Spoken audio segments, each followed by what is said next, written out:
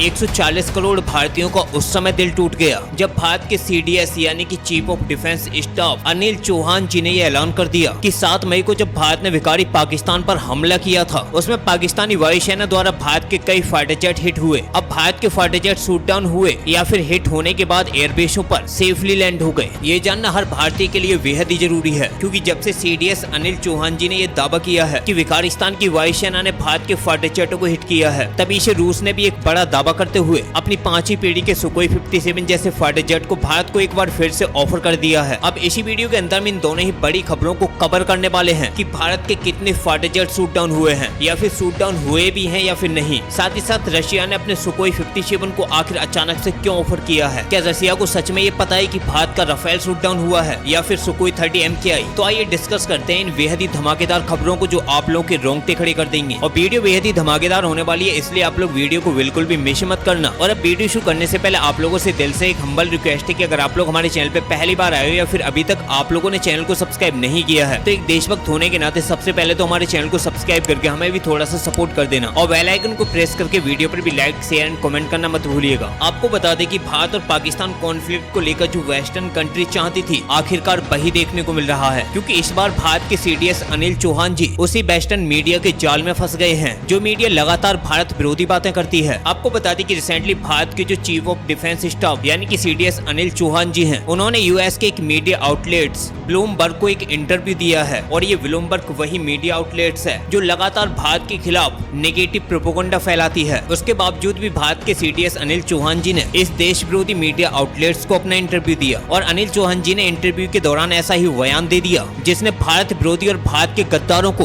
भारत को अपमानित करने का एक सुनहरा मौका दे दिया। आपको अनिल चौहान जी का वो इंटरव्यू भी सुनवाएंगे, लेकिन पहले आप लोग ये आर्टिकल देख लो। दरअसल आर्टिकल में साफ है कि chief of defence staff admits to losing aircraft rectifying plan to hit Pakistan deep, यानी कि भारत के CDS अनिल चौहान जी ने ब्लूमबर्ग को इंटरव्यू देते हुए ये बिल्कुल साफ कर दिया कि जब 7 मई को भारत ने पाकिस्तान पर अटैक किया था, तो एक टैक्टिकल मिस्टेक की वजह से पाकिस्तानी एयरफोर्स ने भारतीय वायुसेना के फाइटर जेटों को हिट कर दिया था। हालांकि विकारी पाकिस्तान जो भारत के 6 फाइटर जेटों को शूट डाउन करने का दावा कर रहा है, उन्हें भारत के CDS अनिल चौहान ने पूरी तरीके से डिनाई कर दिया और विकारी पाकिस्तान के इस प्रोपेगेंडा को पूरी तरीके से इनकरेक्ट बता दिया। हालांकि अनिल चौहान जी ने बिल्कुल साफ कर दिया कि जो टेक्निकल गलती हमसे हुई थी, हमने उसे कुछ ही घंटों में सुधार लिया और उसके कुछ ही घंटों बाद यानी कि 9 तारीख को हमने पाकिस्तान के एयर डिफेंस सिस्टमों को आसानी से न्यूट्रलाइज कर दिया और पाकिस्तान के अंदर घुसकर जम के बॉम्बिंग की उनके मल्टीपल एयरबेसों को उड़ा के रख दिया और उन टेरर ठिकानों को भी डिस्ट्रॉय किया है जहां पर आतंकवादी छुपे थे। अब आप लोग पहले CDS अनिल चौहान जी का ये वीडियो देखिए, उसके बाद आप लोगों को ये एहसास हो जाएगा कि अनिल चौहान जी को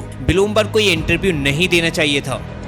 I think what is important is that not the jet being down, but why they were being down. But a jet, at least one jet why, was down? Why they were. So the good part is that we are able to understand the tactical mistake which we made, remedy it, rectify it, and then implement it again after 2 days and flew all our jets, again targeting at long range, which I said.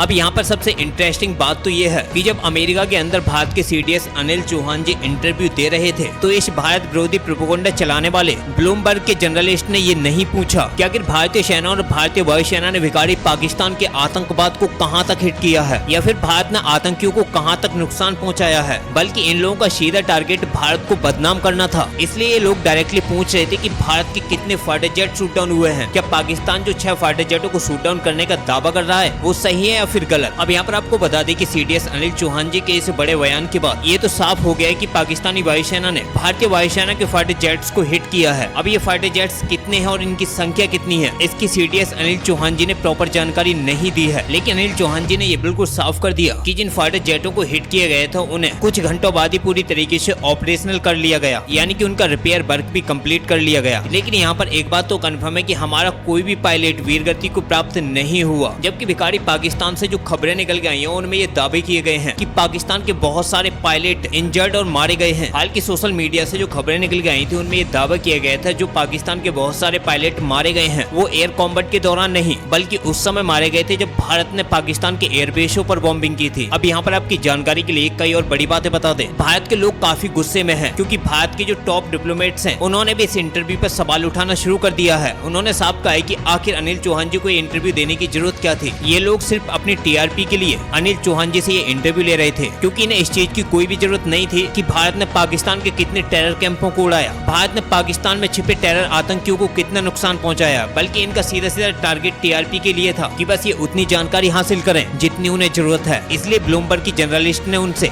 जानबूझकर ऐसे सवाल पूछे जिनका जवाब अनिल चौहान जी को बेहद ही सावधानी से देना था। अब इस इंटरव्यू के बाद भारत के लोग भारत के पूर्व सीडीएस बिपिन रावत जी को याद करने लगे कि अगर बिपिन रावत जी होते तो इन भारत विरोधियों को बताते कि जवाब कैसे मिलता है, क्योंकि इस खबर ने भारत को बेहद ही निराशा किया है। चाहे तो भारत को कोई भी फाइटर जेट शूट डाउन नहीं हुआ हो, लेकिन फिर भी भारत के गद्दार भारत के खिलाफ फेक नैरेटिव फैलाने में कोई भी कसर नहीं छोड़ने वाले। और कांग्रेस ने तो अपनी पूरी ताकत के साथ इसकी शुरुआत भी कर दी है, क्योंकि आप लोग खुद ही आर्टिकल देखो जहां पर मल्लिकार्जुन खड़गे ने सीडीएस अनिल चौहान जी के इस बयान के बाद भारत सरकार पर ही सवाल उठाने शुरू कर दिए हैं। क्योंकि आर्टिकल में मल्लिकार्जुन खड़गे ने बिल्कुल साफ कहा है कि fog of war is clearing, Mallikarjun खड़गे target centre over chief of defence staff general Anil Chauhan remark, यानी कि मल्लिकार्जुन खड़गे ने मोदी सरकार से ये साफ कर दिया है कि मोदी सरकार भारत और पाकिस्तान की कॉन्फ्लिक्ट में सब कुछ फॉग में छुपाने की कोशिश कर रही है, उसको बिल्कुल क्लियर करे ताकि भारत के लोगों को भी ये पता चले कि हमारी डिफेंस कैपेबिलिटीज आखिर हैं कितनी ताकतवर, आखिर हमारे कितने फाइटर जेट शूट डाउन हुए हैं। यानी कि अनिल चौहान जी के इस बयान के बाद भारत विरोधियों ने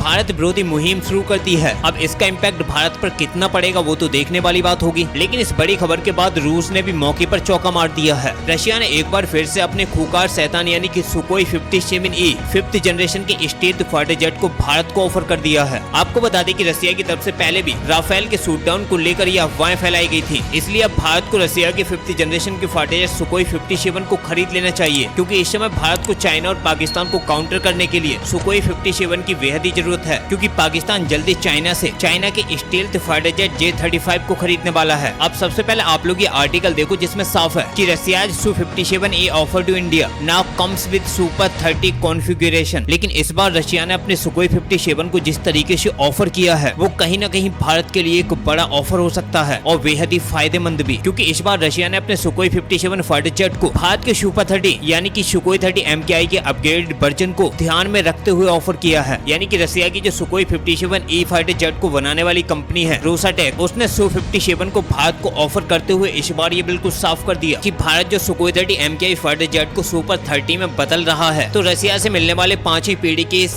स्टील्थ फाइटर जेट सुकोई 57E के भी फीचर्स सुपर 30 से मिलते जुलते होंगे, जिसमें जेन बेस्ड ऐसा रडार से लेकर भारत द्वारा सुपर 30 के लिए डेवलप किया गया मिशन कंप्यूटर भी शामिल होगा। और भारत के सुपर 30 प्रोग्राम से रशिया का जो Sukhoi 57E stealth fighter jet programme है वो बिल्कुल मिलता जुलता होगा, ताकि भारत अपने सभी स्वदेशी एयर टू एयर मिसाइलों के साथ साथ बाकी हथियारों को भी आसानी से सुकोई 57E स्टील्थ फाइटर जेट पर इस्तेमाल कर पाए। और रशिया की तरफ से ये ऑफर भारत के हथियारों को ध्यान में रखते हुए ही किया गया है, क्योंकि रूस भी ये जानता है कि भारत अब बड़े पैमाने पर अपने स्वदेशी हथियारों पर फोकस कर रहा है, फिर वो चाहे अस्त्रम मिसाइल हो, रुद्रम मिसाइल हो या फिर ब्रह्मोस मिसाइल हो। और जब तक भारत अपनी स्वदेशी मिसाइलों को किसी भी देश से खरीदे गए फाइटर जेटों पर इस्तेमाल नहीं करेगा तो फिर भारत को अपने स्वदेशी हथियारों को विकसित करने का फायदा ही क्या होगा, क्योंकि भारत इस समय बड़े पैमाने पर अपने स्वदेशी हथियारों में फंडिंग कर रहा है, क्योंकि भारत अपनी मिसाइलों को अपने ही स्वदेशी 5वीं पीढ़ी के फाइटर जेट MK के लिए डेवलप कर रहा है। अब देखना हो कि पाकिस्तान और चाइना के लिए भारत रशिया के सुकोई 57 की कुछ यूनिट खरीदता भी है या फिर नहीं, क्योंकि इस बार भारत सरकार ने खुलकर ये दावा कर दिया है कि उसका पूरा फोकस अपने स्वदेशी MK फाइटर जेट पर है। और साथ ही साथ आप लोगों को एक और बड़ी जानकारी दे दी कि रशिया ने यह ऑफर इसलिए दिया है क्योंकि कुछ घंटे पहले ही अमेरिका ने भी अपने F-35 को भारत को ऑफर किया था, यानी कि एक बार फिर से दोनों ही देश भारत को अपने फाइटर जेटों को बेचने आ गए। अब देखते हैं कि भारत इन दोनों ही देशों से कोई डील करता है या फिर नहीं। फिलहाल इस वीडियो में इतना ही, मिलते एक नई वीडियो के साथ, तब तक के लिए जय हिंद जय भारत।